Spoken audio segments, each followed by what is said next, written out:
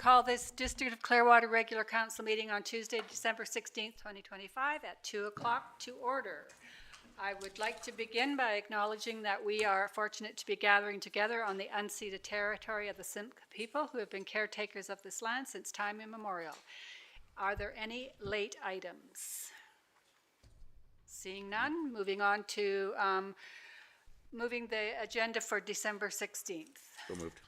Councillor McKenzie, seconded by Councillor Bratton. All those in favor? Carried. Is there any declaration of known conflict of interest or pecuniary interest in the agenda? Seeing none, moving on. TNRD director is not here. There's no delegations. So we're moving on to public and statutory hearings.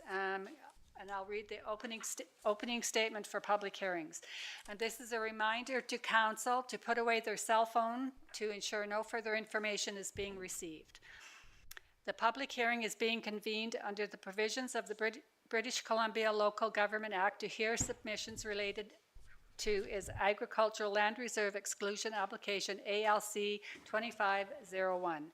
Agricultural Land Reserve Exclusion Application ALC 2501 is an application to exclude PID 009-303-570 290 Road 2A FSR from the Agricultural Land Reserve ALR to facilitate future non-farm uses permitted in the I2 light industrial and RL1 rural zones without seeking permission from the Agricultural Land Commission. This is the public's opportunity to make representations to council. All persons present who believe that their interest in property is affected by the proposed bylaw shall be given a reasonable opportunity to be heard. I would ask those members of the public who wish to speak to please commence your address to this council by clearly stating your name. The main function of this public hearing is to listen to your views. Council will not debate the matter of the proposed bylaws with individual citizens, but members of council may ask questions of you following your presentation. No one will be or should feel discouraged or prevented from making their views heard. Your only opportunity to comment on the proposed bylaw is during the public hearing, as members of council may not receive further submissions, verbal or in writing, after the close of this public hearing. I'll ask the corporate officer to confirm publication of the notice of the public hearing as required by legislation and if there are any written submissions for council's consideration. Thank you, Acting Mayor Frizzle. I can confirm that the notice of public hearing was published in the Clearwater Times on December 4th, 2025 and December 11th, 2025 as required. And so far we have received 0 written submissions, and I would also like to ask Ms. Parodi if she received any from the TNRD planning side.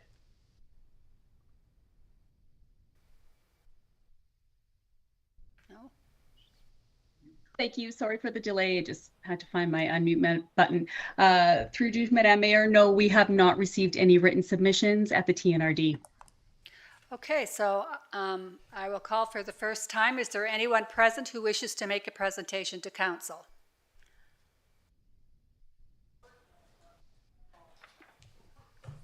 Councillor Johnson, CAO Johnson. Thank you, Madam Chair. I believe that we have a representative from the TNRD Waste Management function who wishes to speak to that, and that is Adriana, who's online. Thank you. Okay. Welcome. You can go ahead with your presentation. Good afternoon. Thank you, Madam Mayor and Council. My name is Adriana Mayu. I'm the Manager of Solid Waste and Recycling here at the Thompson-Nicolet Regional District.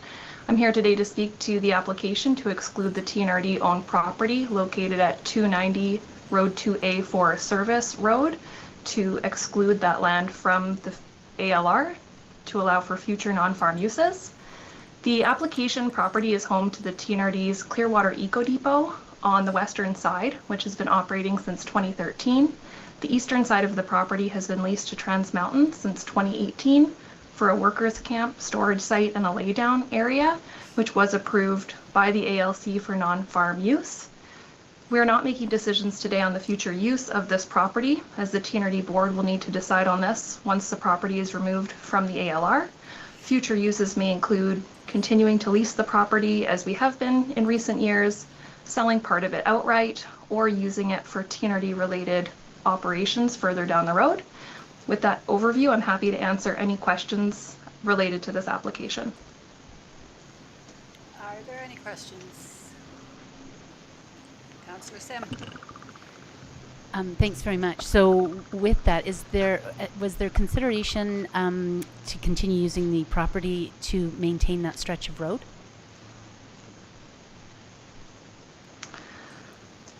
Through the mayor to Councillor Sim, is this question related to maintaining Camp 2 Road or Road? Just sort of the access to that 2A? piece of property. Just because what you've said is that you don't know what the future use is, but use would imply that access as well. So, and it may be something that you're not able to answer, but I just thought I would ask in the consideration of what you've just said. Yeah, absolutely. That has been on our radar, that there is a stretch of road access to the Eco Depot that does require ongoing maintenance. We've had some conversations with Interfor regarding that, and that certainly does need to be considered, is the quality of that road and access to both sides of the property. Thank you. Are there any further questions? Okay, seeing none, I'll move to call for a second time. Is there anyone present who wishes to make a presentation to council? And a call for a third time. Is there anyone present who wishes to make a presentation to council? There being no further speakers, I declare this public hearing closed.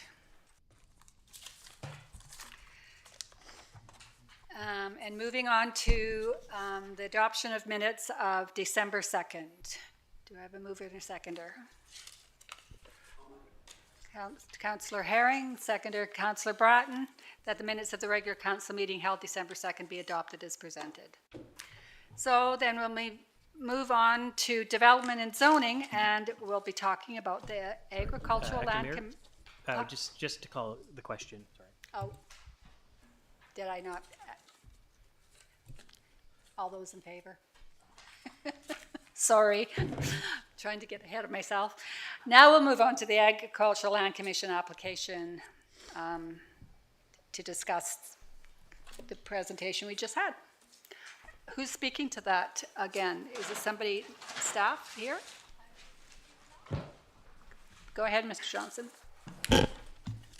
Thank you, Madam Chair. So the report is actually addressed from me, but if there's specific planning type issues, I believe that our contract planner, Linda Perotti, is still on the line. Yes, she is. But I just want to say, to start with, this is just a bit of a unique situation because, as council is well aware, we contract for planning services with the TNRD.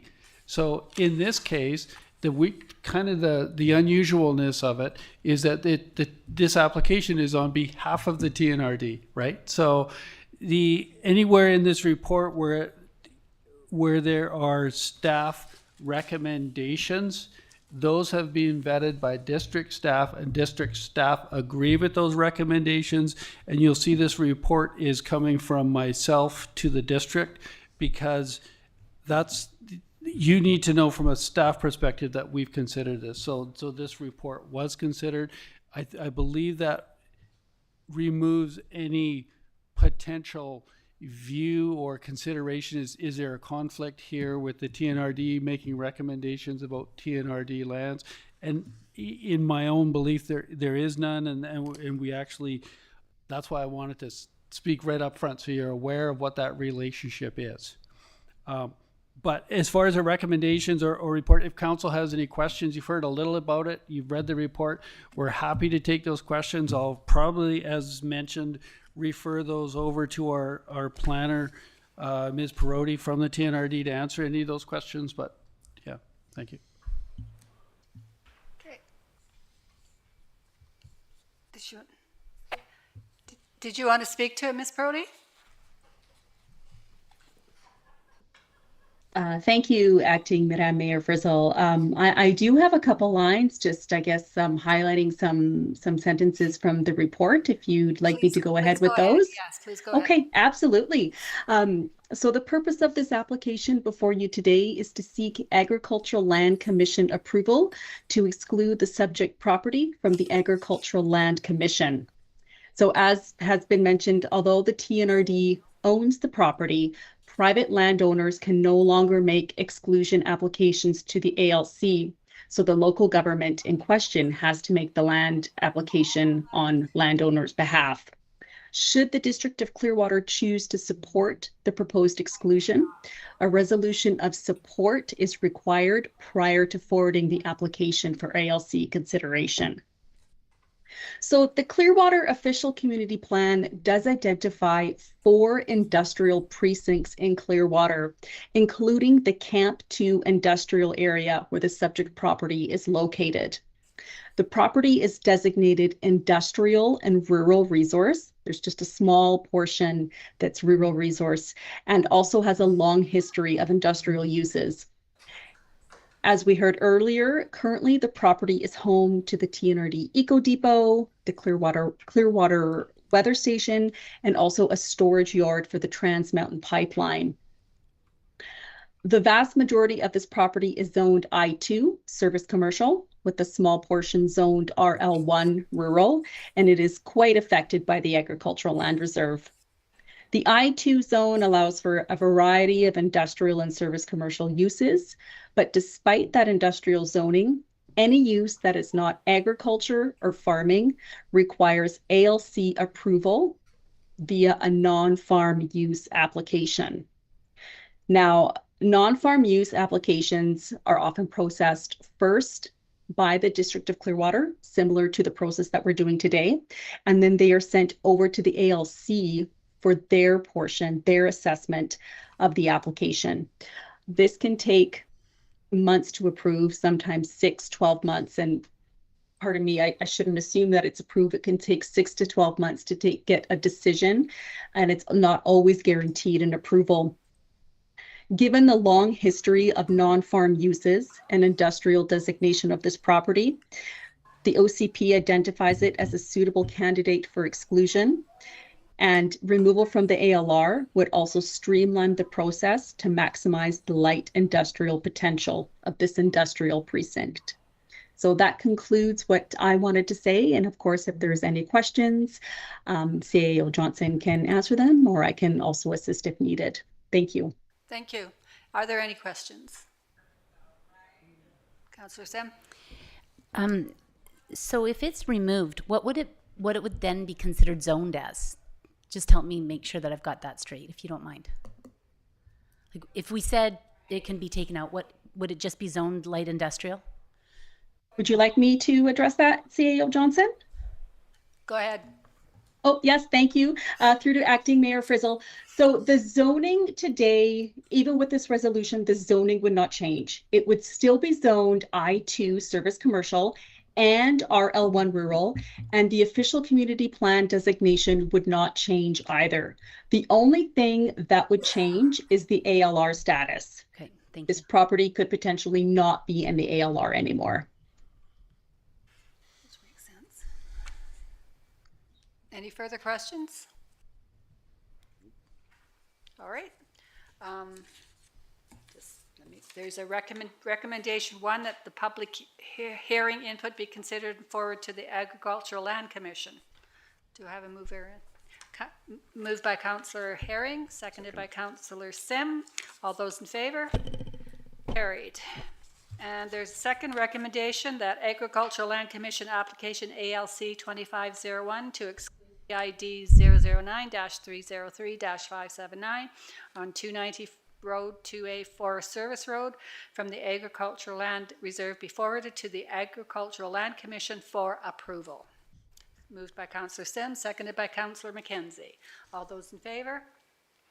It's carried. Well, thank you for your input. And we'll move on. Bye. All right. Moving on to unfinished business. 12.3, 2026 council schedule, addendum to council schedule. Oops, where did it go? Is there any? Go ahead, Councillor Sim. Oh, there it is.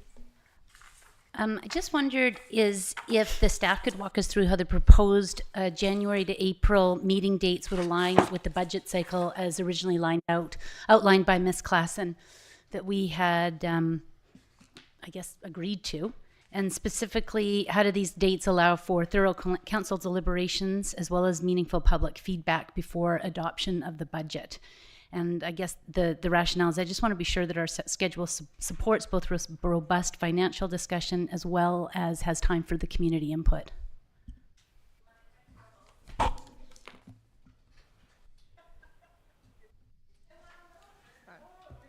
To Council Sim through Acting Mayor Frizzle. Are you on? Yes? Is that better? Yeah, that's better. Yeah. We did review it with, we've had to make a few changes, and we think we can still manage the schedule for the financial budget along with the engagement, which is not necessarily in the council meeting schedule. It's outside of that. Does that answer your question? Well, I guess what you're saying is we're going to be fine. I think so. We might have to call, like, it really depends as you get closer to May 15th and the audited statements and things that are, it's a little bit of a crunch time. We may have to call an extra meeting if we can't make those meetings or we don't have the information available to generate the reports for council. So when I went through the financial plan schedule, is that included in there was today we were going to have early project approvals. February 3rd had been proposed to do a draft financial plan overview. Is that still on track if we only have a January 20th meeting? We would move it to, I think there's one meeting in February. It's February 10th. It's been, We would move it to that meeting. okay. There's two back-to-back showing. There are, and that does raise just a question about that because the February the 16th is the holiday. So according to the proposals, does that give enough time? Or if we just agree to include that February 17th because it says the date held meeting in there, we just confirm it.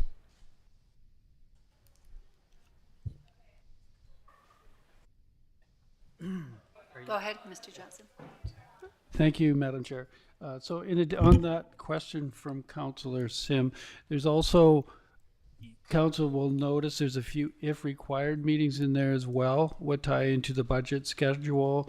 So the theory is there, we tried to build in some meetings that if we need that extra time to review budget type issues, we have that noted in the schedule. May not happen, but we do think that we have enough time. And as a very worst case scenario, as has happened in the past, if we need to book a special meeting for passing bylaws or for whatever, then we would do that and give as much notice as possible to council. So we feel that the timing on this actually works well with budget. So Supplemental. Where do you see the consideration of public feedback? Where do we solicit that public feedback? When we reviewed the schedule, the February 10th through 13th would be the schedule where we would have the public engagement. March 3rd is where we would consider the public engagement. And February 10th is the draft financial plan overview instead of February 3rd.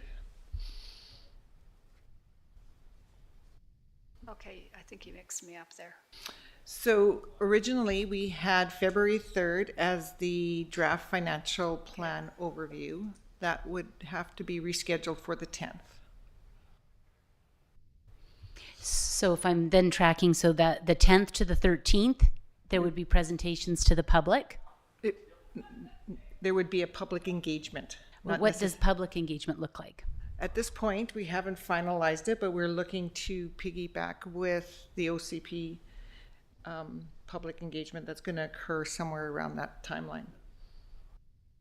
Okay. Thank you. And it's a really great topic because this doesn't cover off the OCP public engagement. It's not in the schedule because it's not a council scheduling item. But where we've been successful over the last year has been kind of bunching up engagement sessions so that people come for the OCP and we'll snag them and force them to listen to budget stuff and force them to listen to whatever else, so that people come there and they get a chance to input into a lot of different topics, right? And of course say force loosely. That's probably why they'd show up in the first place. But so we will take advantage of that schedule to really be out there and have a robust engagement session tying in with other engagement. Thank you. And I'll look to see if there's any other questions. I do have a couple Does more. anyone else have anything to? Go ahead, Councillor Herring. There's something there. Just the tentative meetings. I think, you know, my thought is like I want to make sure that we have enough time to talk about everything we do in the year, and so I recognize that you know, if required, is sort of if there's light agendas. But looking at the last year and the next year, I don't know that there's going to be that many light agendas. So I just want to highlight that, to me, some of the if required could be pretty much guaranteed to be a meeting. You know, I think of the end of March, for example, because we have one at the beginning of March, one at the very end of March, and then one not till mid-April. So if the end of March was to be light, that would be surprising to me, given that that would be over a month between meetings. You know, so you know, I'm okay with the schedule as presented. I just want to highlight that probably those if requireds could be just scheduled.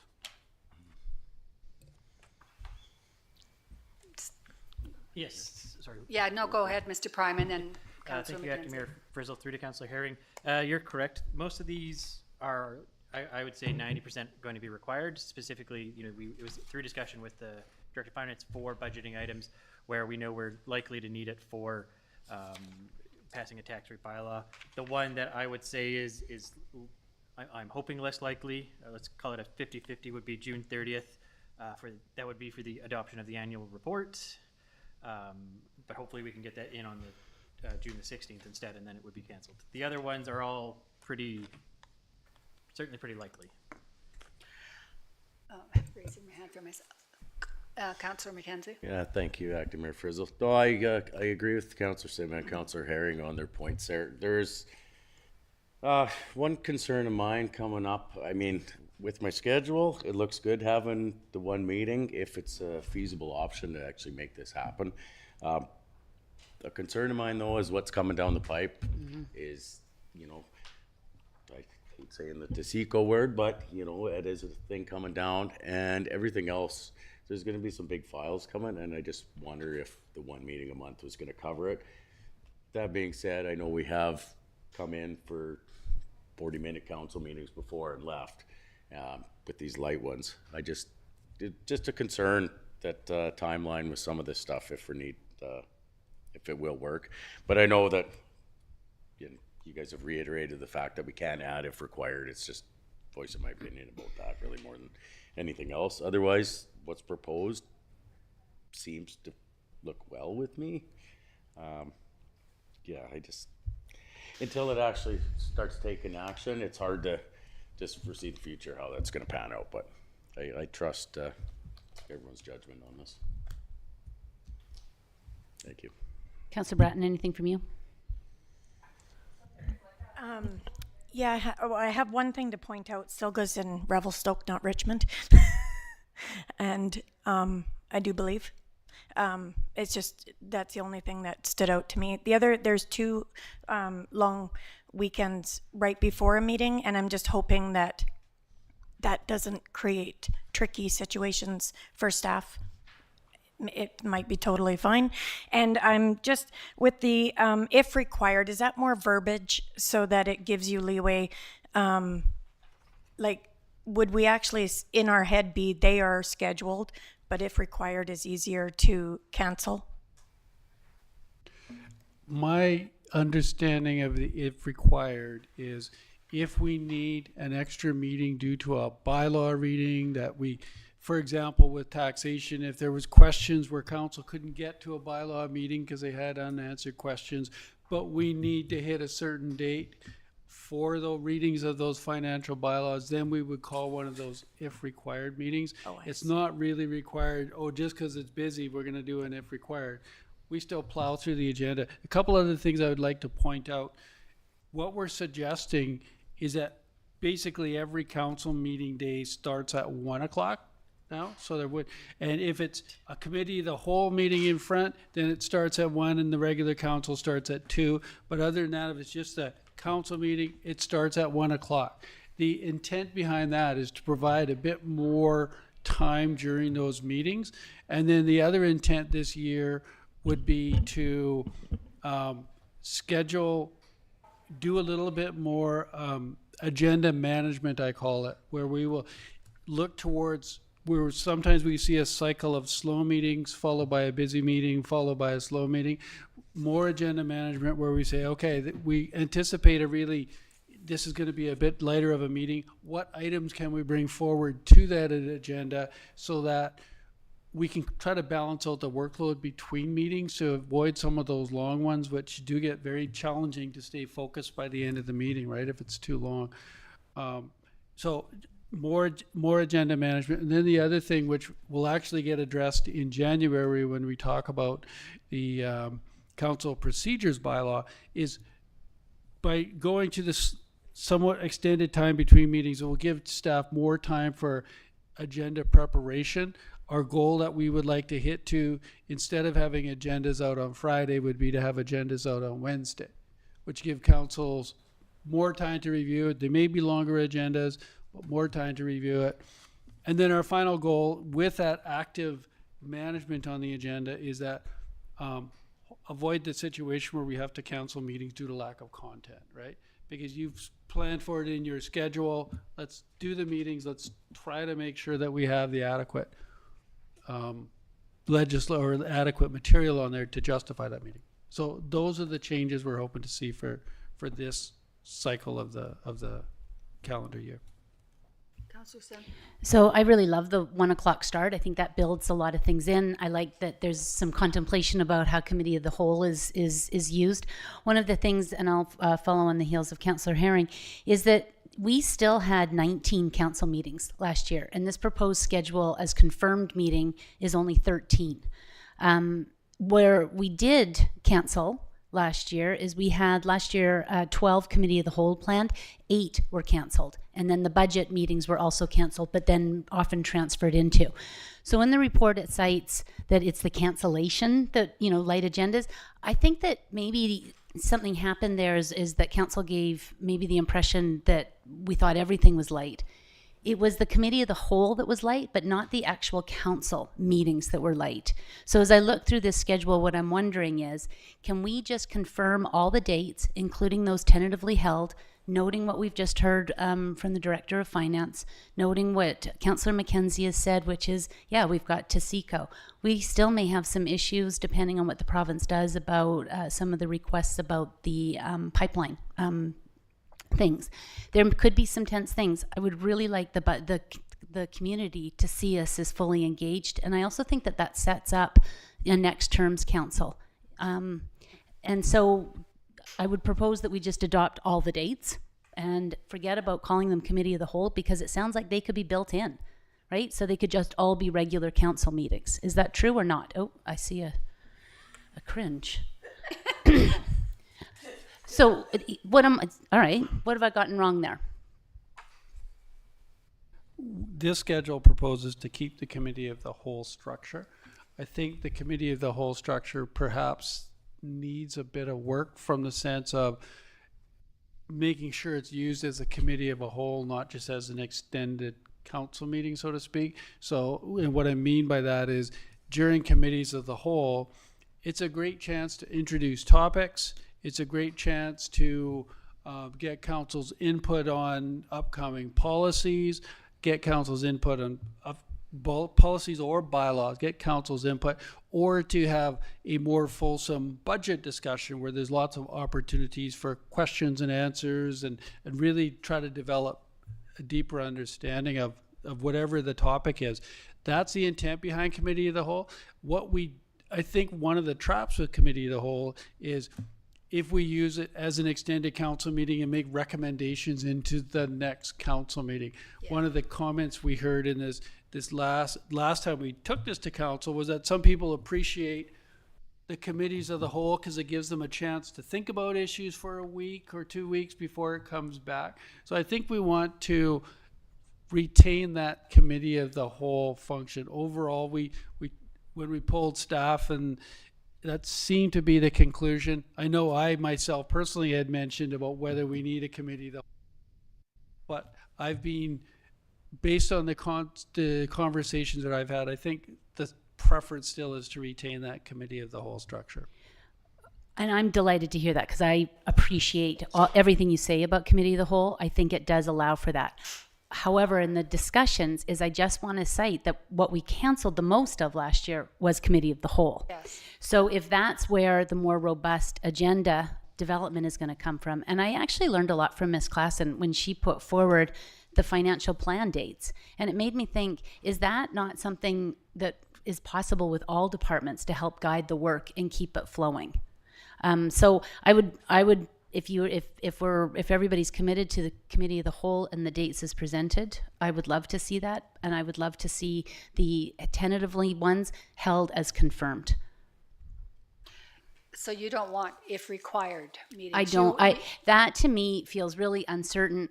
We've already heard a good example where the February 17th one is probably going to be needed. If it's just held, it's like, well, maybe I'm going to be needed, maybe I'm not going to be needed. We're looking here about quorum. Maybe I could take that as a long weekend, but it's up in limbo. Yeah. And so I like the surety of it, noting that we did not cancel many regular council meetings, only committee of the whole last year. So just looking at that past practice. I do. And going back, I mean, it's been fairly consistent. 19 to 22 regular council meetings have been held.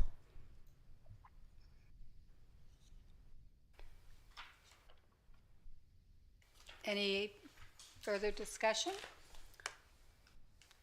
Oh, Go. Councillor Sim, you have one more?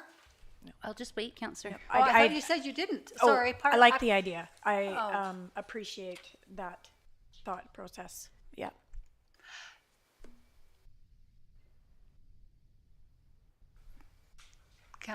Mr. Johnson, I'm determined to call you councillor today. Well, thank you for that honor, but so where that leaves us when then, if we remove the if requires, it puts us up to 18 meetings for the year, and along with the changes to the more effective agenda management, that would be the proposal going to. But of course, it's your decision as council. The only question I have is if we do have a committee of the whole meeting at 1 o'clock, and it's a robust meeting, and we're supposed to start a council meeting at 2 o'clock, and we want to continue the conversation. Go ahead, Mr. Bryan. Yes, thank you, Acting Mayor Frizzle. I believe that is the benefit of having sort of the 1 o'clock consistent start time, in that if it get canceled, we just do regular at the 1 o'clock time. If we do have the committee of the whole, the end time doesn't necessarily matter. We just kind of go until the discussion's done, and then we just roll into the regular afterwards. Okay. That might mean regular would start at 2:30 or 3 o'clock. We still have the sort of Okay, time frame. that's what I was thinking. Like I didn't want to think we were going to stop a discussion to go into regular and then, yeah. Okay, thank you. Go ahead, Ms. Councillor Broughton. One question, our decisions in committee of the whole, are we having to bring them into the regular meeting for final decision that week, or is this getting put at least another meeting after to make the final decision? Thank you. And the intent behind the committee of the whole is not to sit and talk about something and then revisit it in the next, right in the meeting was attached.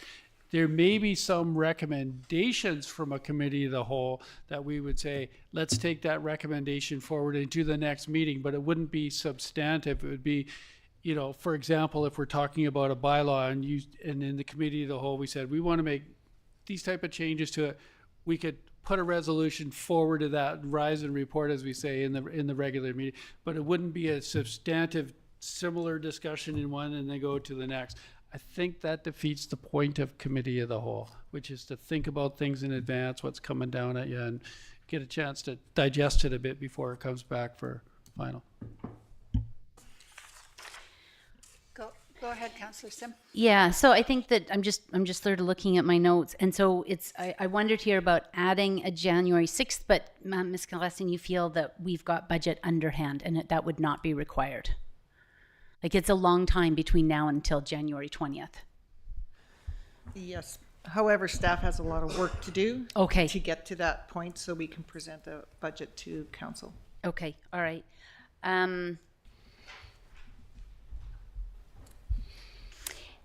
And I guess the same question would be in April, but I think we've kind of touched on that if needed. And as we talk about, and even in the report, it discusses that in January a report would be brought forward about how we manage committee of the whole. Has there been discussion with the staff that maybe that would actually be on an alternate day, so it doesn't go back to back? Or do you feel that best practice is to weave it into the meeting? So if you had it, let's say, on a Thursday, and then the council meeting was, 10 days later. So to break it up and just have it completely separate. There may be times when that would be useful. So for example, if we had a massive meeting plan for strategic planning, or some type of other large meeting where we thought this is going to take hours and hours and hours to cover off, we could do that, but I think in general the preference would be to have it on that same day. And while I'm not speaking for council at all, I think in some ways it's what I've heard over the last number of years of working with councils is they would prefer a longer day than two separate days in the same week. Just from a scheduling perspective, it's sometimes easier, right? Yeah, and I hear that, and again, it comes on the heels of what the school board is doing, and hearing staff's preferences of using committee of the whole, because it does allow for a little more interaction of what is the direction, what's the vision of council, but they are held differently so that those actual school board meetings can be far more succinct. Like they're quick now because all the heavy lifting's been done in advance, but it's not woven into that same meeting. So lots of different perspectives. Would the council procedure bylaw have to be changed now with this approval, or could that be done in January? Go ahead, Mr. Prime. Councillor Sim through Acting Mayor Frizzle. We can pass the schedule as is and then update the council procedure bylaw in January. February by the time we get it passed. So that'll be coming back to us, I guess, January 20th? That's the goal. Okay. And then the very last one is with our structure, we can continue to add if a budget workshop was needed or something. So let's say some unexpected surprises came and we had to lean in a little heavily. So that still allows us options on that. Thank you. Yes, council always retains that option. Okay, if you great. need a special meeting or whatever. Or if the work gets intensely heavy, and folks have mentioned to SECO, if there was something come up where we could book an extra meeting. Council retains the flexibility to do that. This is your own policy, right? And my final one falls on for Councillor Bratton's, is we do have another one of these that are, tentative or held. It sounds like if we really kept to that commitment of keeping agendas really tight and well managed, that it's not going to be a problem when they fall after a long weekend. Do you feel that this will allow everybody enough time so it can be planned appropriately?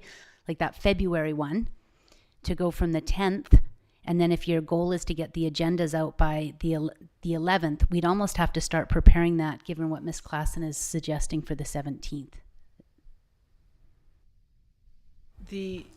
Just to comment on that, the February 17th meeting, what that meeting currently I have on my agenda is to consider public feedback as well as preliminary tax overview rates, and that I've moved that to March 3rd. So I've reduced moved it all to March 3rd instead of having two meetings on February 17th and March 3rd. I just moved those two items to March 3rd to accommodate the schedule that we are proposing. And so with that, and I don't know how the rest of council feels, I mean, I'm nervous about not enough in there with this budget and what we've been informed. Did staff consider doing a February 3rd meeting? Or is that still, it's still too soon? That's 2 It's- weeks it's- from well- the 20th. Oh, no, yeah. Yeah, and then does it allow a little more? I just don't know how. I am nervous about the February scheduling, but maybe I'm alone on that. So just to clarify, you're Mm-hmm. thinking 3rd and 17th? I'm wondering if staff had considered that, looking at the schedule in conjunction with the financial plan dates. Is it too much, or I mean, I've heard that there's lots of lifting to be done before the 20th.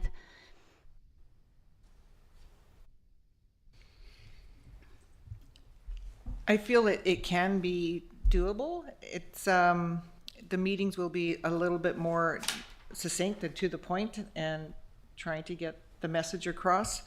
And looking for feedback. When we looked at the schedule, we have the February 3rd was the original overview. We've moved that to the 10th. So that's 1 week. And then we are wanting to do a public engagement in between that, between the 10th and the 13th, we were thinking, and then it gives us time to put it all together, to consider public feedback and to have preliminary tax rates by March 3rd. At that time, I was working without the 17th and trying to make it work. So then- Originally, we had, I think, public feedback on the 17th and preliminary tax rates on the 3rd. So I just combined those two. And when is the OCP being presented? Thank you. The OCP will be presented. The current schedule is that hopefully we'll have those presentations to council before the end of March. Before the end of when? Before the end of March. March. March. So what would the OCP presentation be in February that we're going to join with the budget? What would that be? At this point in time, I can't tell you that for sure. I know there's a plan in January to bring the preliminary OCP to council in January, as well as to bring, that will likely come back in that committee of the whole session as well. There is a plan to bring the revised land use planning maps along with that as well. So yeah, it starts to get busy again in January. Well, that's what I'm looking Yes. at. And then, so we've only got the one in January, and then we go to the 10th, and then there's nothing, and there seems to be quite a bit coming down. So does this schedule allow for enough? I'm going to let the rest of council speak now. Anybody? I'm a little worried about the two of them back to back in February. If we've got the OCP coming as well, because we're going to probably have a hefty agenda already in January. If we've got the OCP in that as well, and then we've got the 10th and the 17th. I'd like to think we could go to the 3rd, and then the 17th. I don't know.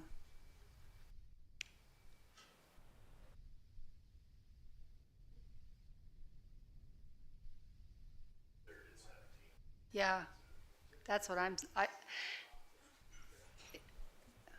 okay, Mr. Johnson? So if we were to add a meeting to that schedule, probably the date that from a staff perspective would make sense would be possibly a January 13th meeting. And it's challenging. The 13th is a little challenging given that trying to get the information out. But our OCP folks, they're working on that information independently, and some of that's all ready to go, right? So we can let them know, and they can have a busy Christmas for that initial. So are they? That our gift to them? I could propose that to them and see what their thoughts are. January 13th is not a bad idea we do have other stuff. We do have our DCC bylaw coming forward, which is essentially at this point ready to go, so we could bring that at that meeting. We can make a nice fulsome meeting out of it. There's always stuff. So you're proposing January 13th as opposed to the 20th? In addition to. In addition to? Yeah. Okay. And then keep it the 10th and the 17th in February? Yep. There's two back-to-backs. The Acting Mayor. Yeah, go ahead. Frizzle. The back-to-backs are less important in February. The 17th was primarily scheduled solely for financial items, so those just have sort of set dates that Director Klassen is looking for anyway. That she's moved to March 3rd, right? From the 17th? Yes. We don't need the 17th?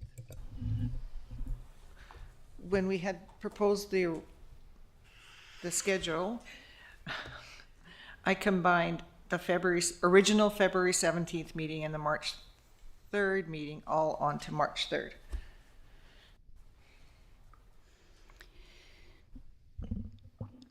So the original financial plan, just for council, is February 3rd was going to be the draft financial plan now being proposed for February 10th, yes? Correct. Okay.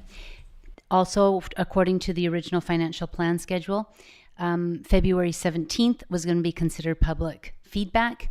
That date is still tentatively held in the calendar. So, Ms. Klassen, that one is a keep it. No, she's moving that to March 3rd. Okay. Before this discussion, Yeah. we had scheduled the public feedback and the tax rates in one meeting, so for the March 3rd meeting. Okay. I'm flexible at that point. And then we had March 3rd that was a preliminary overview of the tax rates. So we would hear public feedback and the preliminary. I guess I'm just trying to figure out how we get feedback when we haven't set the preliminary.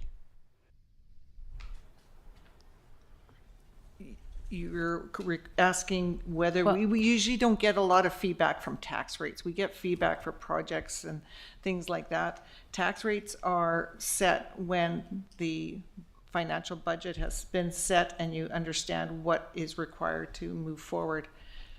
I understand, but given what we've possibly been hearing in the news, tax rates this year might get more attention.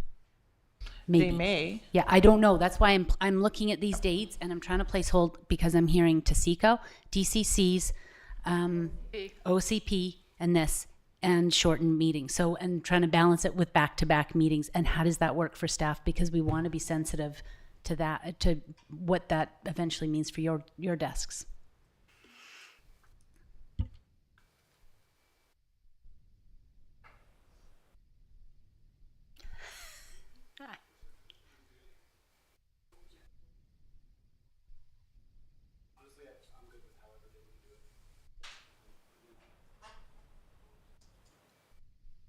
Mr. Prime?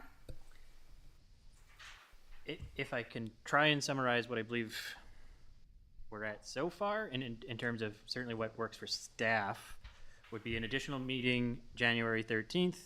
We're removing the meeting February 17th, and then that should work on our end, I believe. Again, we don't feel the volume's going to be so high where we get overloaded. That was the purpose of the three every third week meeting schedule, but that was, I believe, how I interpreted Okay, it. my question is, when did the OCP contractors expect to come and do the presentation? We updated them recently that they could expect to be on the 20th. However, I believe all their materials already ready to go. So it's they would just- be ready to they would go be the ready for 13th or the 20th, probably? Probably. Okay. So, All right, would you suggest that the January 13th be a committee of the whole and regular council, or just a regular council? What are you suggesting with that date? I think we book a council meeting there, and if we need a committee of the whole, we will let council know. And it still starts at the same time, so it's, 1 o'clock. Starts they're at all one. at 1 o'clock regardless. Everything starts at That's such a great idea. Yeah. I have one Go question. ahead, Councillor Brown. Are you comfortable with that? Does that work for staff? What is being asked? sure. What was being asked was that we have a different meeting an incremental meeting in January. And there is a bit of a gap between now and the 13th. And then February 17th meeting is going to be removed off the schedule. It's we don't feel it be any longer required. In March 31st, we're going to take that if required council meeting and just eliminate the if required. And then any other if requireds in this council session, and then 1 o'clock start every time.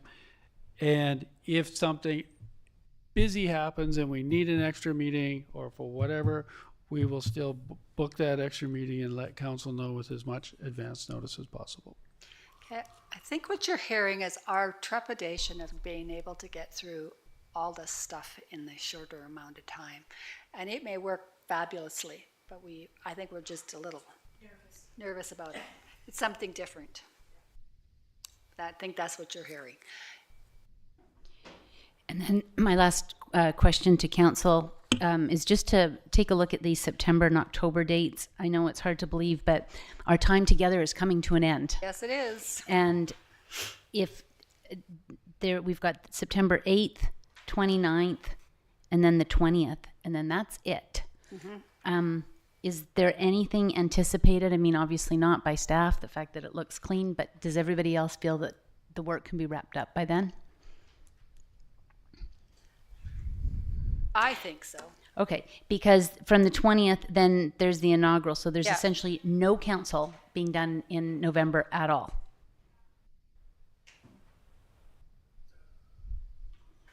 The inaugural's on the 10th, yeah.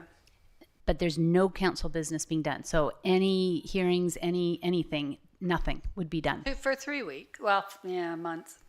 Well, it's even longer than into that. December, yeah. That's right. So I just look to that in case anything is needed as of our public or anything.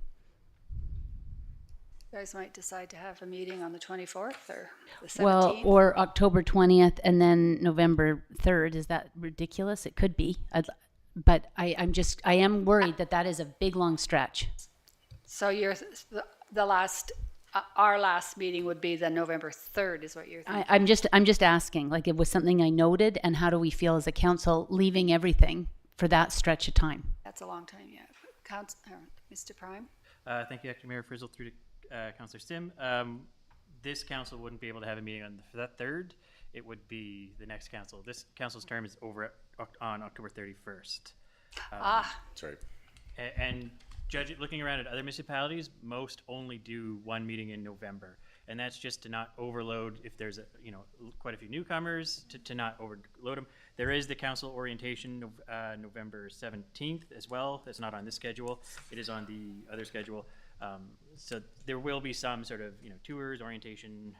Hopefully to keep everyone sort of in the loop of where council will be headed. Okay, so there's nothing we can do in November. No, unless we amend to the 13th and the 20th of October. And even the 13th would be fine.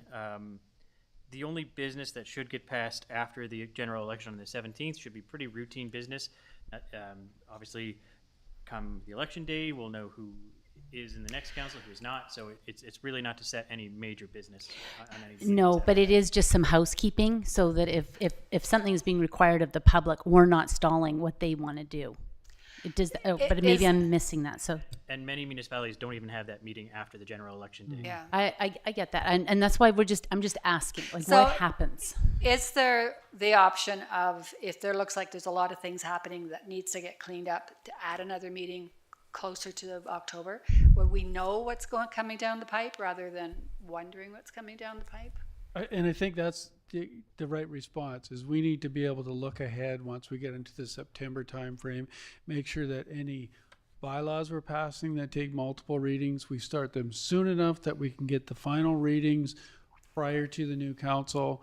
Any other pieces of work what we think are necessary, we need to be proactive, bring those forward to council, and make sure that we get to the state where we need to, where things are closed off and the new council can get a fresh start, so to speak. And staff can manage that. That is not, like, the September, October timeframe is not one of our very busy timeframes. So I think we just need to be quite proactive in making sure that anything we're bringing forward, we really look to the lens of, can we get it cleaned up, or not cleaned up, but completed prior to the changeover. The with council. changeover, yeah. Does that make sense to you? Yeah, again, it was just, I mean, I just want to make sure that there's a clean Passover so that there's not a backload, and this was the time to talk about it. Absolutely. Because it could be a busy year, and setting the next council up for success. That's what I want to do, and I also want that the public, that they've seen that, oh, look, now everything stops. And that's not fair, because that's not what we're here to do. We're trying to be supportive and move things going. So I appreciate the time that was spent on this discussion. Okay, so any further questions or discussion? All right, so we have a recommendation that council adopt a proposed 2026 council and standing committee meeting schedule as amended at the December 16th, 2025 regular council meeting. So would that amended be that all, The we 13th, will add the January 13th date, okay, as a regular council meeting, Correct? okay? And that all, if required meetings are now confirmed they're meetings. confirmed meetings. Correct. And removing February 17th meeting. And removing February 17th. Correct. Okay. Councillor Bratton moved, seconder. Well, I'll second. I've talked enough about it. Councillor Sim, all those in favor? Carried. Okay, moving on to reports. Just say thank you, everyone. Like, I know that that's really like a eye-rolling one, but I really do appreciate it. And I want you to know that it is, all these questions are just because it's the final time. Yep, And, make it work. and there's lots going on in the news, and just to be so, and I appreciate staff's consideration and the fact that they're going to be so strategic about it, and it's really going to be a great year. I hope so. So I thank you for answering all those questions. Okay, we'll move on to councillor's report, and we'll move to Councillor Bratton. I don't have a lot to report this time, but I would like to commend the skating club last night. They had a wonderful performance, and I would like to commend arena staff. They had the sound system working beautifully and consistently. So yay. Hopefully we found our solution. And I just would like to say everybody have a good holiday and Merry Christmas if you celebrate that, and safe and happy times. Councillor Herring. Nothing for me, thanks. Councillor McKenzie. Thank you, Dr. Mayor Frizzle. Not much to report, just a couple of recognitions. The Christmas market at the Ski Hill. I just want to say it never ceases to amaze me just how many talented vendors and small home-based business people we have in town here. There's beautiful works of art, beautiful charcuterie boards. I mean, there's a little bit of something for everyone on your list, and it's a perfect venue. I love the ski lodge, having events there, regardless of what it is. It's just the perfect venue. It really is. And it was a full house. It was tough, just side strafing to get by people everywhere you went, and the grads were in there. Who else? I mean, just a great group of volunteers every time they put something on there. So there was that, and yeah, also Raft Mountain Skating Club, their winter showcase. That's just amazing to see all the time and hard work these skaters put in to watch it all finally come to light. And just like every other event they have there, always a full house. And it's a full house, not just a family and friends. It's a full house of the community. There's people that are coming to watch and support that have no ties to the club whatsoever. And we see more and more coming every year. And it's great to see. Yeah, that's it for me. Thank you. Councillor Sim. So I love Hallmark movies. You cried? I do. And so listening to what you're saying is you're right, because the holidays are about the gathering. And so I think that what we saw on September 5th and 6th was just the gathering in so many different ways, from late night markets to the Ski Hill Market, to the Rotary tree light up, to the Elks breakfast, to, different people holding different opportunities for pictures with Santa. Like that was, I still can't believe we haven't themed that first weekend, because it all just seems to happen, and it's really vibrant. And I've always said that to me, this community is the most giving, caring community possible. And we're seeing it with the community Christmas Eve dinner.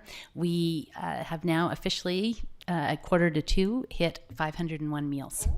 Wow. And there's a lot of joy out there, and there's a lot of gratitude, and a lot of people who are really thankful to the volunteers who will be driving and delivering, and to helping prepare, and an immense amount of gratitude for the amount of money that was raised to make something like this happen. It's kind of a big deal, just like this community is a big deal. So every time we show up, my gosh, those lights plug in and it sure shines bright. So. And we still have all the Christmas concerts to go to, and the CSS lunch this week. So there's still plenty of activities, and seeing all of the local vendors work really hard. That's community economic development at work. They are all working together and just supporting one another. It's been a really great season. Great, thank you. So is there a CAO report? No. Okay, we'll move on to new business and move on to staff reports. Unrestricted accumulated surplus transfer between funds. Ms. Clausen. That was a mouthful. Good afternoon, Acting Mayor Frizzle and Council. Today I have an exciting report of the unrestricted. We've all been waiting for it. I was serious. It actually is good news. Our business analyst or financial analyst, Andrea Tobin, has reconciled our unrestricted accumulated surplus between the three funds. And I'm hoping that we get approval from council to move that surplus into the three funds. So just a few words and highlights about the report. First of all, the District of Clearwater has three separate and distinct funds: the general fund, the water fund, and the sewer fund. Each of these funds are accounted for separately when it comes to net income, assets, debt, reserves, and amortization. Accumulated surplus, these words kind of sound the same, but they're different. So accumulated surplus is made up of investment in TCA, which means assets, reserves, and unrestricted surplus. This report is about the unrestricted accumulated surplus, of which we have $4.1 million of. The district is currently using the unrestricted surplus, that $4.1 million, as an emergency fund, as the district does not have a specified emergency reserve. So we're using that as a portion of that as our emergency funding. Our financial statements, when you look at those financial statements, it doesn't break it down between the funds. It doesn't break it down between the general fund, the water fund, and the sewer fund, because it wasn't verifiable or reconciled.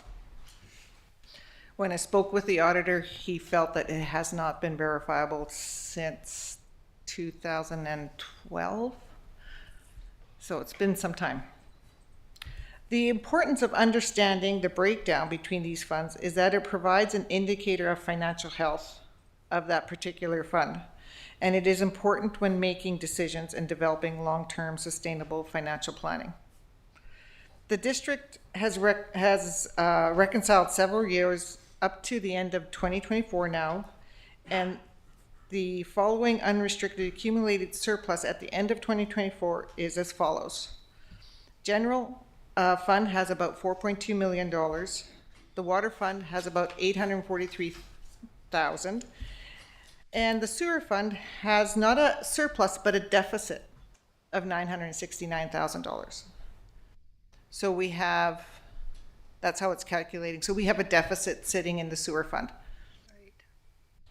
So the legislation that we are following is that transfers between funds have to be authorized by the council to be allocating funds, transfers between funds. And the major reason that the sewer fund is in a deficit balance is that the district uses we use the surplus funds to manage or to fund projects like the sewer upgrades in 2020, the cell 1 drying bed, not all of it, but some of it in ground wells, and then the aerators in cell 2, and the desludging program. Those were programs that we went in and did projects for, but we didn't necessarily have the surplus to do that. We funded it from surplus because we didn't know. And now we know. It is important to stress that the district as a whole is in good financial health with $4.1 million of unrestricted accumulated surplus and $10.8 million in reserves. This is a simple allocation between the funds.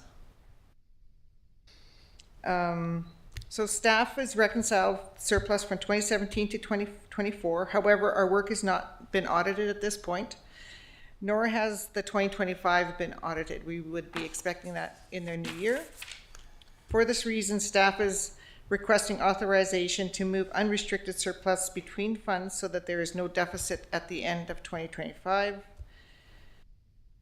This authorization should occur prior to year end.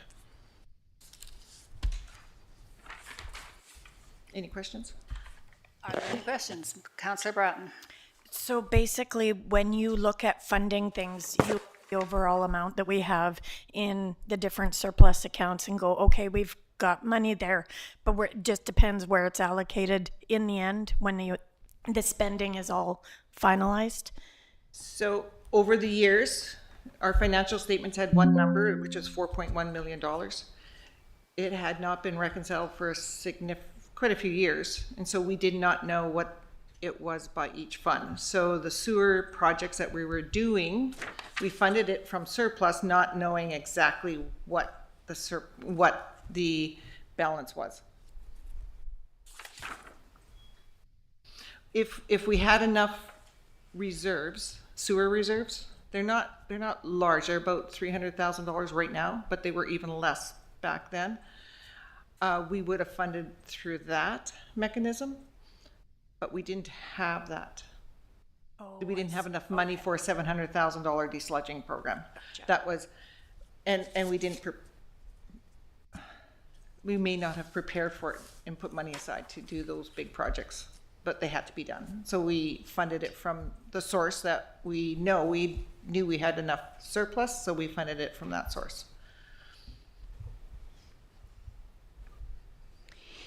In your first comments, I think you said something and I didn't quite catch it. You called it emergency funds. Can you remind me what you said there? So reserves, you have different types of reserves, and some organizations have an emergency fund reserve, and they keep that only for emergency if it were to occur.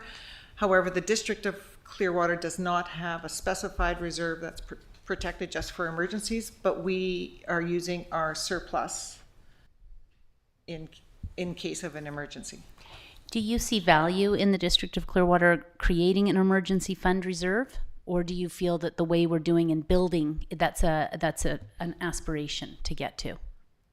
I would love to see a reserve for emergency reserve, but the whole reserve structure probably needs to be looked at, so it becomes a little bit more of a project, but we definitely could do that. Yeah. My last question is, when I was reading through this, I was trying to understand, and it kind of felt like what happened was, as a result of your team's audit, I'll call it, is you almost went through Jean's pockets to find a bunch of money. Is that sort of what happened? And then you pulled it together to get a financial picture? We went through many years of financial statements of what we could find, and calculated what the surplus should be. Okay. For that's what I mean. year, So you yeah. went through all of it and said, Yeah, what's in and here, systematically went through. It feels like it's complex, but as you get to work with it, it's not as complex as you would think, because it's the same every year, and the financial statements provide that for you. We had to look through a lot of trial balances and trying to make it work, and Andrea has done a great job in doing that for us, and we're really thankful to have her. But we need to keep an eye on that in understanding. It's okay. It's not necessarily okay to be in a deficit, but it's understanding why we're in a deficit and understanding how that fund is operating as I'm going to call it as a business, but it's a fund, and how it's operating. Go ahead, Councillor Bratton. So we get audited every year from BDO. They don't audit that reserve or surplus. They do. They don't necessarily audit every transaction. They audit the numbers that were provided to them, and if a full number was provided, like in total. That's what they would audit. Gotcha. Yeah. Okay. You did an internal audit basically to clean it up. We looked at all the numbers to clean it Yeah. up. I expect in the coming months, the BDO will want to look a little closer at our calculations and make sure that we've done it correctly. Right. Okay. So the money that you want to transfer, you just want to bring it to a zero balance or Yeah, so currently, if we've gone to 2024, I didn't want to use the numbers in 2024 and then see after 2025 was audited that we're another deficit balance. So my resolution is that at the end of 2025, once we've been audited, that they're at a zero balance. So what you'll see just picture in your mind all the schedules in our financial statements. One of the notes is note 7, but normally right now we see one number. We would like to see 3 numbers: general, okay, sewer, and water, and you'll see 3 numbers there. okay. I like that. Anything further to ask? Go ahead, Councillor Yeah, Sims. so what you're saying is that we would essentially move this money and then it would just be tied to sewer projects. Really, because right now what you're saying is it's open? Sorry, right now the sewer fund is a deficit. I understand that. It's owing. That I So we get. would move from the general fund, if it was at the end of November, end of 2024, we'd move a surplus. It's just a book transaction. It's moving the surplus from the general fund to the sewer fund. Yes, but are you comes to looking to bring it to zero, or are you looking to move the whole thing so it's then got Just 3 bring it point to whatever? zero. Bring it to zero. Just to zero, okay. Yeah. Okay. Is there value in adding more to it, given that we've got it and given that we have projects and you've just said we need to build to that? Or is that something we should be looking at as part of the financial planning for 2026 to 2030? Probably evaluate that in our financial planning Okay, every year. okay. Yeah. Is that something that you're going to bring forward just to discuss? Because it is just zero. Yeah, okay, thank you. Okay, Mr. Johnson? Thank you, Madam Chair. So I think it's important just to put just a teeny bit of context around this. So for the public hearing this or wondering what this is about. So this is not a reflection of overspending. No. This is not a reflection of somehow there was spending without approval. It's all of the spending process gets looked at very diligently through the audit process. That has all gone appropriately. What this is only saying that when we went to pay for the projects, we took the money out of the wrong pocket, and instead of paying for it out of sewer or it was charged to sewer reserve, and instead of general reserve. So it's just a matter of the misuse of the funding mechanism. So it came out of the wrong reserve, but there's no issue with the actual spending that went on. And I just wanted to clarify that so people won't think, oh my goodness, they're running a massive loss in this one system. That's not the case. If it's anything, I think that from me and what I heard was the incredible work of the finance team, who is like, how do we continue to improve our processes, and you keep making us stronger and better, and help us to consider looking for the future. So I see this as a really good news story, and just a testament about that you're holding a vision of where we're going to get to. So thank you very, very much. So there's a recommendation that the District of Clearwater Council approve the transfer of unrestricted accumulated surplus from the general fund to sewer funds so that utility funds are not in a deficit balance at the end of 2025. Can I have a mover? Councillor Herring, seconder. Councillor McKenzie. All those in favor? Carried. So moving on to 16.2, bylaw enforcement activity review and 2026 priorities. Who's speaking to that? Mr. Prime? Yes, thank you, Acting Mayor Frizzle. I'll just sort of speak high level, and I'll also, as you can see, our bylaw officer is here as well, in case you have any questions for Mr. Tullett. So this is just a high level sort of look at sort of a snapshot view of what enforcement sort of measures have taken place over the past year up until November 30th. as well. It's basically, it's looking to seek sort of council's priorities for 2026, which, which, if any, council would like to see be more proactive on. From, there's a slew of options here as far as parking or event-related enforcement. Water restrictions is certainly one that staff have definitely noticed, especially Public Works. There is a lot of, concern about sprinkler use in the summer, and there not being necessarily enough enforcement for it, or even necessarily enough complaints-driven calls about that. So, it really requires a bit more enforcement proactively, even just for warnings, just so in case people aren't catching our notices, although they do get mailed out a lot, generally with the utility bills for those restrictions. Determining what council's priorities would be for unsightly premises or derelict vehicles. That is one that we've heard quite a few complaints on this year, but would council like to see us move to more proactive and getting out there and looking to ensure some of these properties are meeting those.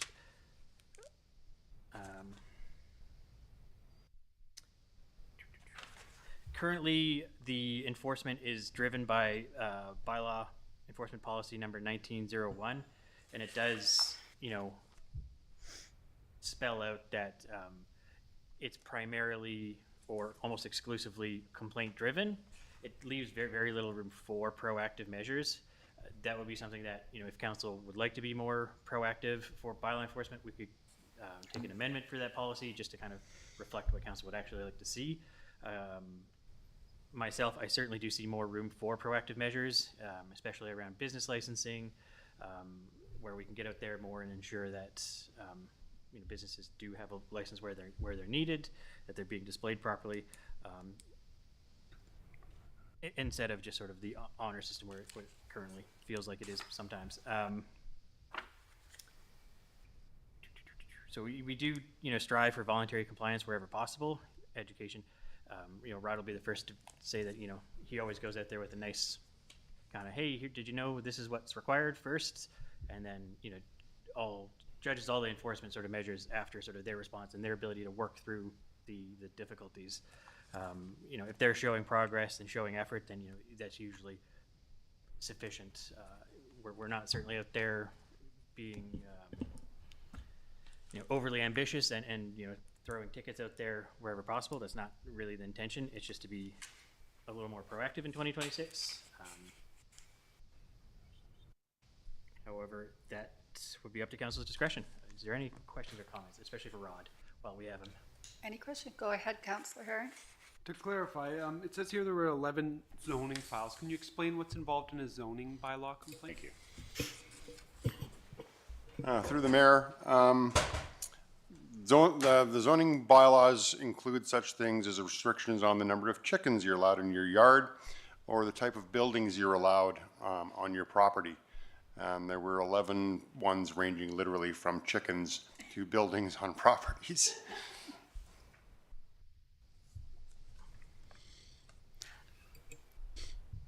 Anybody else? Go ahead, Councillor Sim. So to move more to a proactive model,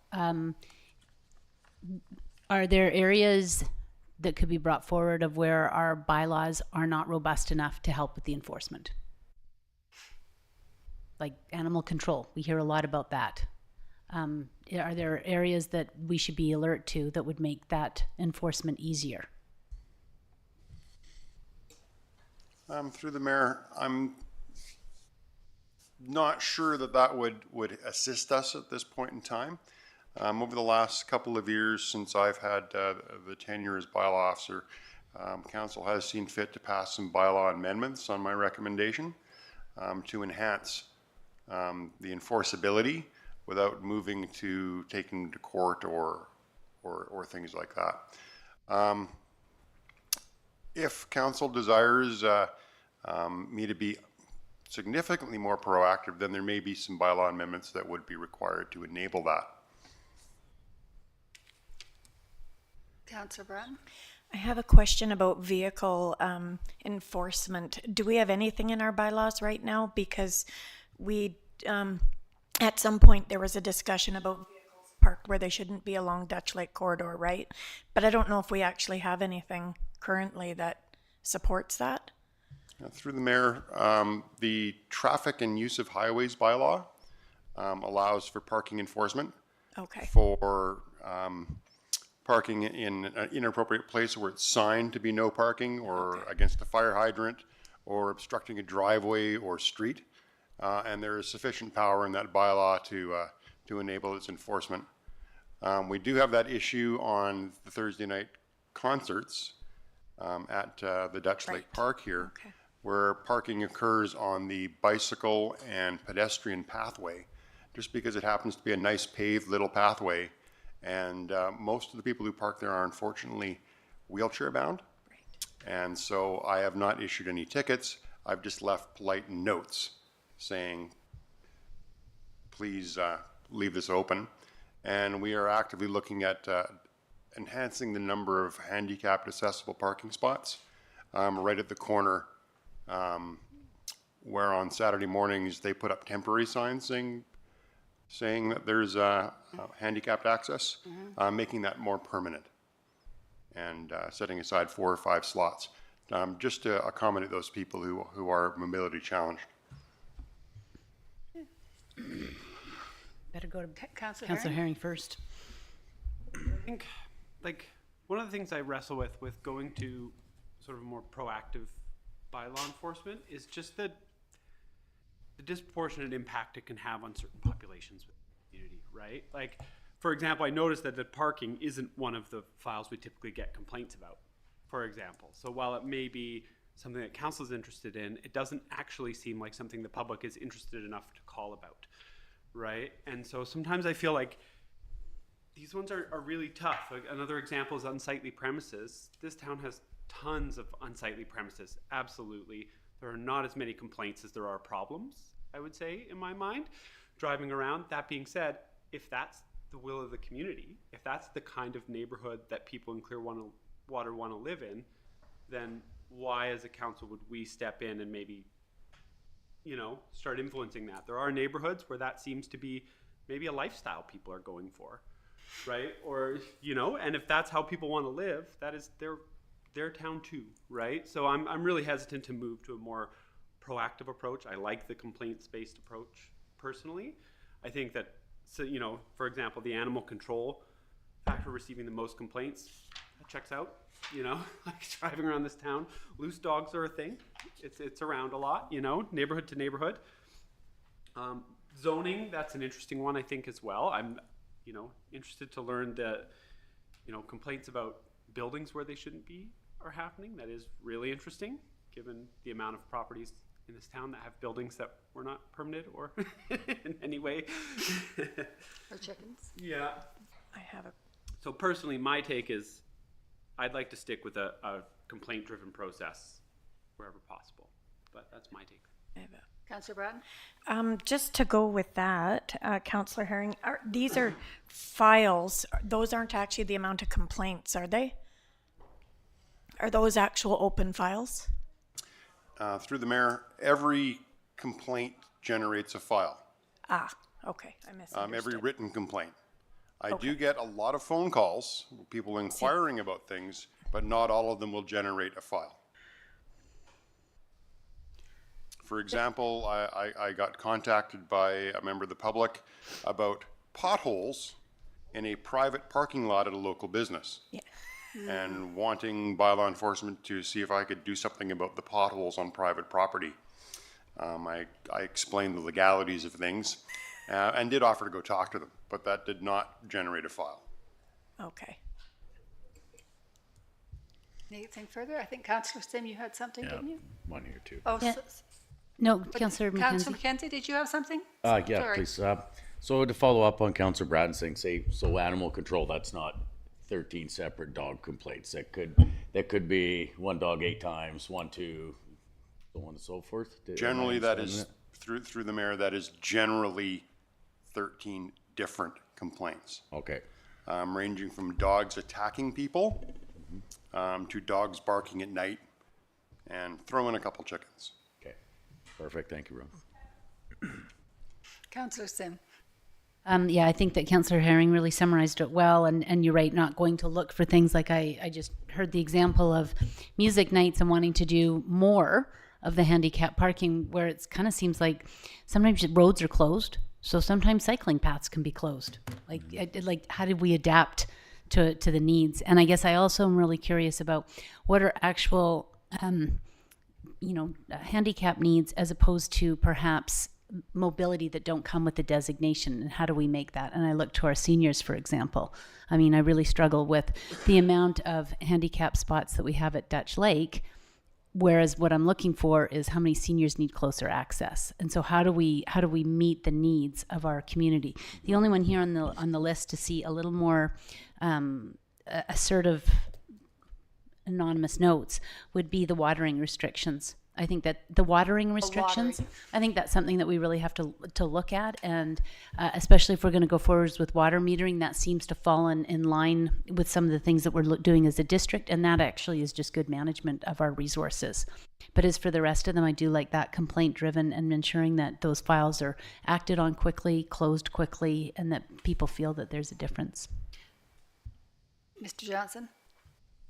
So one of the most interesting ones, of course, is where it's properties that we're not happy with. And you're exactly right, Councillor. There is a lot of properties which would be considered unsightly, but I think you need to think about the degree of it. And where we've tried to take action against the unsightlies is when it gets to be so egregious that it's like, okay, somebody needs to take action here.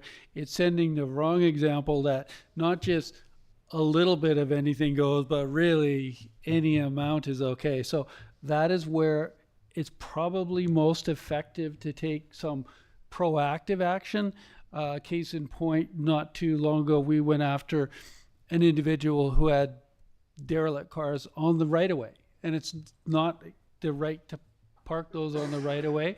So that was successful, and it resulted in voluntary movement of those items, right? Which was exactly the goal of it, is to get compliance as opposed to, starting a fight. It's not about starting a fight, it's trying to get voluntary compliance. And the other thing you need to think about from a complaint base, sometimes we hear from people who said, I've made so many complaints, I don't even bother anymore because I don't get it followed up on. And I've heard that a number of times, not only here, but in other municipalities. So you got to take the complaints basis and with a bit of a grain of salt. You also have to ask people when they tell you that, say, well, you may have made complaints before, but if it's still an issue to you and it's important to you, make another complaint. Make it so it's known. Don't just get tired of complaining. So it is the one area, I think, for unsightlies where it is worth looking at some proactive enforcement, again, on those really bad properties. One thing that I've noticed, though, is a lot of people aren't really aware that they have the right to complain and that something will be done. They may complain, but they're not complaining in writing, and that they need to do that to make things move forward. I think maybe we need to push that a little bit more so that people understand, maybe the next newsletter or whatever, just to say, you have a complaint, it has to be in writing. Councillor Herring. And I think you raise an excellent point, because it's the same as your watering restrictions conversation. That feels less like an enforcement component to the bylaws as much of an education component to the bylaws. And maybe that's where we could strengthen some of this stuff. Like loose dogs is another example, right? There's a lot of people who say, well, I'm not allowed to do that here. And it's like, well, no, right? I think there is just an education piece, and maybe that can be something, an article in the newsletter, highlighting a bylaw every time or something like that, just to kind of get that moving. I think some of it, I think parking and event-related enforcement, some of those folks are here from the Netherlands, they're going to be here for a week. They're going to park where they're going to park, and, what are we really going to do about it, right? So there's some that we can't focus on, but I agree. Like unsightly premises, if we can do some education, that might have an impact as well, right? Yeah. Both in terms of, on the people who have the unsightly premises, but also on their neighbors, saying like, hey, if this is bothering you, here's the process, here's what's actually required. I think there is some fear by people that they might make a complaint and then suddenly be embroiled in a neighbor-to-neighbor conflict. So even though something is making their life miserable, they actually don't want to start a fight with the neighbor kind of thing. So some education around what it actually looks like, what they have to provide, how much is going to be shared with that person, all of that stuff. Councillor Sim? I think as long as we have Rod here is just to say thank you for your work. Before you had come on, there was a lot of disgruntlement within the community, and that has simmered. And I think that there's been appreciation for some of the work to be done. So just taking this opportunity to appreciate that, and also just putting this report together to understand, what the current landscape is and where council might want to look. I mean, it goes to some of those bylaw questions: is does anything need to be tightened up to assist with it? What are we missing? What's evolving that we have to be alert to that helps create a better community? I mean, that's the goal. Yep. Anything further? There's a recommendation on the title to receive the report. But also to give direction. And provide staff feedback on preferred Council bylaw. receive the report titled Bylaw Information, Activity Review, and 2026 Priorities for Information, and provide staff with feedback on preferred bylaw enforcement priorities for 2026. And Acting Mayor, if I may. Yeah. I believe if I could summarize what council's direction here was more proactive education and proactive water sprinkling enforcement were kind of the two key items for 2026. I think, yep. Yep. Okay. Someone like to move that recommendation? Councillor Bratton? Yeah. Yes. Councillor Herring second. All those in favor? It's passed. That's great. Thank you. So now we're moving on to bylaws. Bylaw 305. District of Clearwater Cemetery Management Bylaw for adoption. So there's a recommendation on the table that the District of Clearwater Cemetery Management Bylaw number 305 2025 be adopted. Is there a mover? Councillor Bratton, seconded by I'll second Councillor that. McKenzie. District of Clearwater Bylaw number 305, 2025, a bylaw to regulate the management, operation, and maintenance of the District of Clearwater's municipal cemeteries. Whereas the Council of the District of Clearwater deems it expedient to regulate and manage the cemeteries within its jurisdiction to ensure respectful and sustainable burial practices. And whereas the Council recognizes the need to provide clear guidelines for interment rights, memorial installments, green burials, and cemetery maintenance that align with the community's evolving needs and environmental considerations. And whereas the Council is committed to maintaining a care fund to support the long-term upkeep, maintenance, and enhancement of the cemetery grounds in a manner that preserves their dignity and heritage.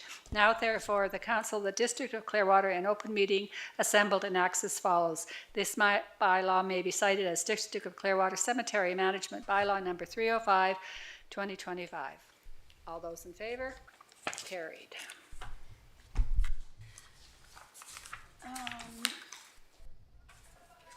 Moving on to, I lost it, there it is. Bylaw number 329, recommendation that the District of Clearwater Amendment Bylaw number 329, 2025 to amend the District of Clearwater Fees and Charges Bylaw number 109, 2013 be adopted. All those in favor, or all those in favor. Councillor Herring moved, seconder. I'll second that. Councillor McKenzie. Discussion. Sorry, thanks. I've appreciated a lot of the discussion that we've had over the past 3 meetings, and I am still uncomfortable about some of the charges, and I do hope that as we move forward that, and again on the heels of the financial report that we just had about surplus and reserves and that, is that we can get to a point where we can actually have some certainty for our, for the public. The amount of money that's going to be coming in given the amount that we spend, and just looking at alternative sources for how we can fund the infrastructure that's valuable to our citizens. So I just wanted to share that it's important to keep things going, but also help people plan in advance. Okay. District of Clearwater bylaw number 329, 2025, a bylaw to amend District of Clearwater fees and charges bylaw number 109, 2013. Whereas Section 137 of the Community Charter provides that the power to adopt a bylaw includes the power to amend or repeal it. And whereas the Council of the District of Clearwater wishes to amend District of Clearwater fees and charges bylaw number 109, 2013, now therefore the Council of the District of Clearwater in open meeting assembled and acts as follows. This bylaw may be cited as the District of Clearwater Amendment Bylaw number 313, 2024 to amend District of Clearwater fees and charges bylaw number 109, 2013. All those in favor? That's carried. So moving on to correspondence, information only. I will read them out and you can stop me if you want to speak on it. 19.1, letter from the City of Quesnel, read the Bill M 2016 Professional Reliance Act. 19. Can we Okay, just go. stop Yeah. for a sec? So this one, and I really appreciated CAO Johnson's overview that he gave a few weeks ago on why to pay attention. And I'm wondering if you've got anything more that you want to share about this. I'm having trouble following why this is getting a lot of the attention. And so I am looking for some suggestions on how to read these letters, what the role of the district might be, what we might want to be concerned with. I'm just struggling with this one. Tough one. Thank you, through the chair to Councillor Sim. So council already directed staff to send back a letter on this.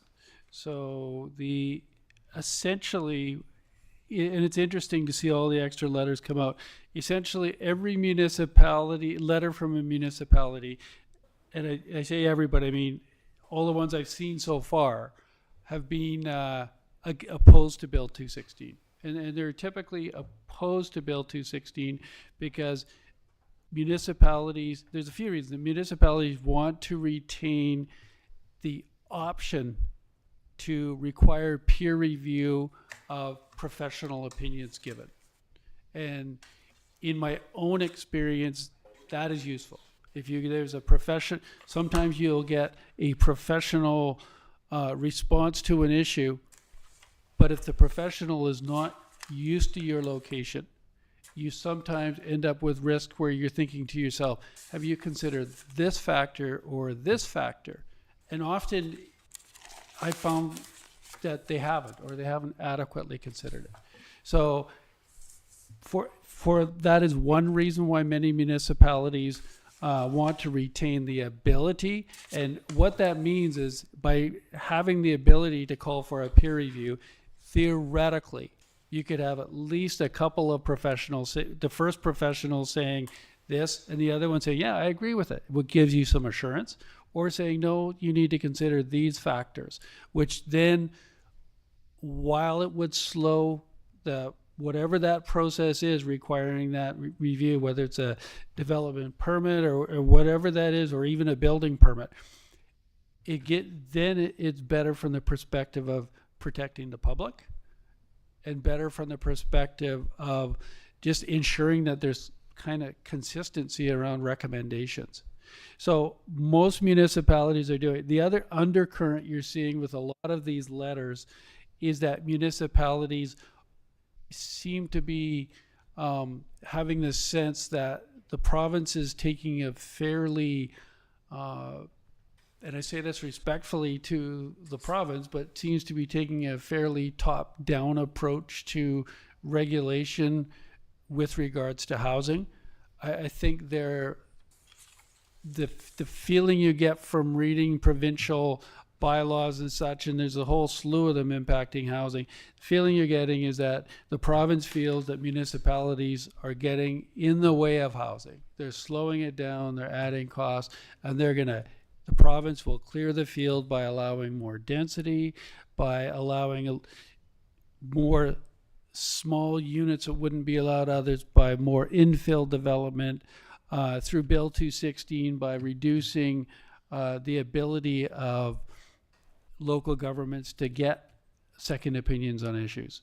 So there's this feeling that we're being dictated to in areas where the municipalities had significantly more of a mandate to apply their past practices, apply best judgments, apply, areas where they had, I lack for the exact word, but areas where there was more, they had more of a jurisdiction before. That jurisdiction is clearly being taken over by the province.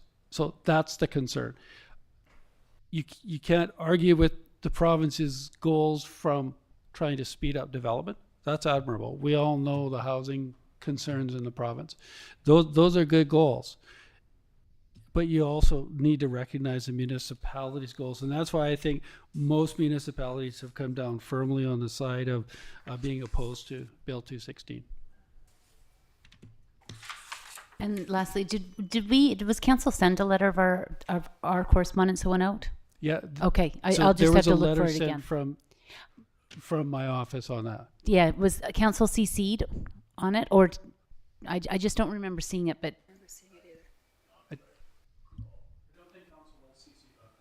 It would just be nice to understand what we presented. Yeah, just in conjunction with these other letters. And I appreciate the time you've taken to just keep us And updated it on was this. very similar to the other letters, right? From a small town perspective, but very similar. Okay. Okay, moving on to the next letter from the town of View Royal on the judicial review of provincial housing laws. From the District of Central Saanich on Bill 216 again, and from the City of Williams Lake. And the Village of Radium Hot Springs is Bill 215. I believe that looks like it was just a typo. Okay, that's what I thought. And then there's a letter from MP Jenny Kwan on Bill C-233, the No More Loops Act, No More Loopholes Act. Okay, moving on to question period.